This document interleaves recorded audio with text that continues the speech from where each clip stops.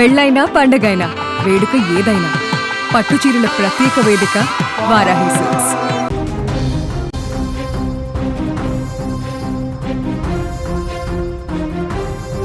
మీ bank అకౌంట్లో ఉన్న జీవితకాల పొదుపు క్షణాల్లో ఖాళీ అయిపోవచ్చు.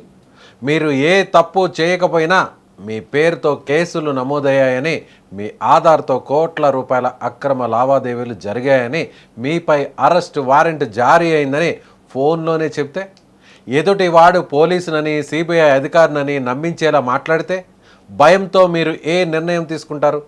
అచ్చం ఇలాగే జరిగింది మహబూబాబాద్ జిల్లాలోని డిజిటల్ అరెస్ట్ పేరుతో సైబర్ నేరగాళ్లు ఓ రిటైర్డ్ ఉపాధ్యాయ దంపతులను మానసికంగా బంధించారు. 4 రోజులు భయపెట్టి జీవితాంతం కూడబెట్టుకున్న పొదుపులను ఒక్కొక్కటిగా కరిగించారు. గోల్డ్ లోన్ తీసుకునేలా చేశారు. ఎల్ఐసి బాండ్లపై కూడా లోన్ ఇప్పించారు. చివరకు మొత్తం 82,40,000 రూపాయలను తమ అకౌంట్లోకి బదిలీ చేయించుకున్నారు. ఈ ఘటనలో అత్యంత భయంకరమైన విషయం ఏంటంటే, బాధితులు నేరస్తులు కాదు, అయినా నేరస్తుల్లా భయపడి నేరగాళ్లు చెప్పిన ప్రతి మాటను నమ్మేశారు. ఇప్పుడు దేశవ్యాప్తంగా వేలాది మందిని టార్గెట్ చేస్తున్న ఈ డిజిటల్ అరెస్ట్ స్కామ్ ఎలా జరుగుతోంది? మహబూబాబాద్ జిల్లాలో ఈ దంపతులు ఎలా చిక్కుకున్నారు? చివరకు పోలీసులు ఎలా స్పందించారు? మహబూబాబాద్ జిల్లా కేంద్రంలోని కంకర బోర్డ్ కాలనీకి చెందిన ఓ రిటైర్డ్ ఉపాధ్యాయుడికి ఏప్రిల్ 11న ఓ గుర్తు తెలియని నెంబర్ నుంచి ఫోన్ వచ్చింది. ఆ కాల్ను ఆయన భార్య లిఫ్ట్ చేయగా, తాము ఎయిర్టెల్ ఆఫీస్ నుంచి మాట్లాడుతున్నామని, మీ భర్త ఆధార్ నెంబర్పై 17 హరాస్మెంట్ కేసులు నమోదయ్యాయని చెప్పారు. అంతేకాదు, ముంబైలో మీ ఆధార్తో కెనరా బ్యాంక్ అకౌంట్ తెరిచి అందులో ఓ అంతర్జాతీయ నేరస్తుడు 75 లక్షల రూపాయలు జమ చేశాడని కూడా నమ్మించాడు. అనంతరం నకిలీ అరెస్టు వారెంట్ చూపిస్తూ మీపై కేసు నమోదైందని, వెంటనే విచారణకు సహకరించకపోతే అరెస్టు చేస్తామని బెదిరించారు. కొద్దిసేపటికే మరో వ్యక్తి తాను సిబిఐ అధికారినని చెప్పి ఫోన్ చేసి అదే విషయాన్ని మళ్ళీ రిపీట్ చేయడంతో రిటైర్డ్ ఉపాధ్యాయుడు, ఆయన భార్య పూర్తిగా భయపడిపోయారు. కేసు నుంచి బయటపడాలంటే తమ డబ్బును వెరిఫికేషన్ కోసం ప్రభుత్వ ఖాతాకు పంపించాలని నమ్మించారు. దీంతో బాధితులు తమ జీవితకాల పొదుపులను సమకూర్చడం మొదలుపెట్టారు. ఎస్బీఐ అకౌంట్లో ఉన్న 20 లక్షలు ఫిక్స్డ్ డిపాజిట్ నుంచి 19 లక్షలు, భార్య పేరుపై ఉన్న యూనియన్ బ్యాంక్ ఫిక్స్డ్ డిపాజిట్ నుంచి 2 లక్షలు, సేవింగ్స్ నుంచి 9 లక్షలు, బంగారంపై గోల్డ్ లోన్ తీసుకుని 18 లక్షలు, ఎల్ఐసి బాండ్లపై లోన్ తీసుకుని 12 లక్షలు, అదనంగా మరో 2,20,000 రూపాయలు సమకూర్చారు.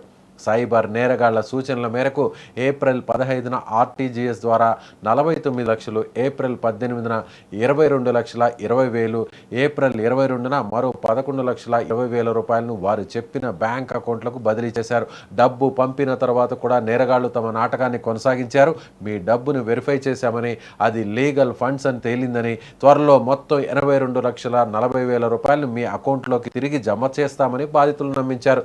అయితే ఆగస్టు 2న కూడా డబ్బు రాకపోవడంతో బాధితులకు అనుమానం వచ్చింది.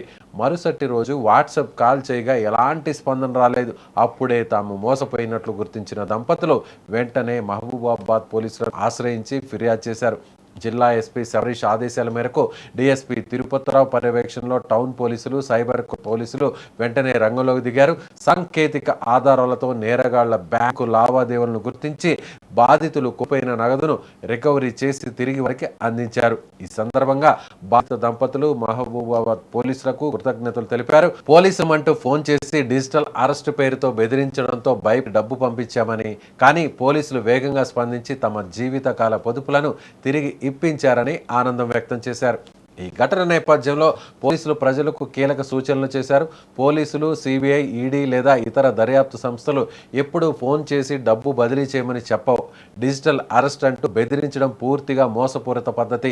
ఇలాంటి కాల్స్ వస్తే భయపడకుండా వెంటనే 1930 సైబర్ హెల్ప్ లైన్కు కాల్ చేయాలని, లేదా సమీప పోలీస్ స్టేషన్, సైబర్ క్రైమ్ పోలీసులను సంప్రదించాలని సూచించారు.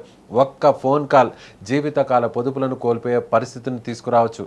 కాబట్టి అపరిచితుల మాటలు నమ్మకుండా అప్రమత్తంగా ఉండటమే ఇలాంటి సైబర్ నేరాల నుంచి రక్షణ అని పోలీసులు హెచ్చరిస్తున్నారు.